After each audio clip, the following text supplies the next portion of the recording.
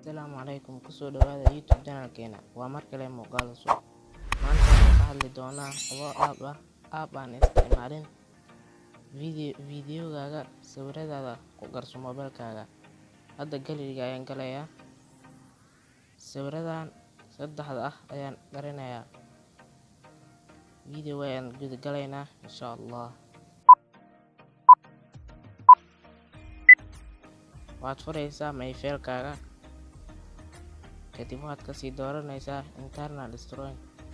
Kadib folderkii aad kugu jiran sawiradaada ayaa cadaadinaysaa, 3 dhibood ayaan tigsiinaysaa, remain magacaaga ka bedelaysaa, in geeska koowaad ayaa point dhex gelinaysaa, bes waa khasaysaa.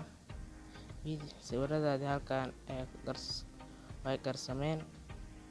malaha hadda sidee loogu celiyaa? Su'aasha kale waaye sida loogu celiyo waaye 3 dhibood ayaad tigsiinaysaa, setting-gaaga ayaa galaysaa, halkaan show ayaa labaysaa button-kana, waa ku soo noqonayaan.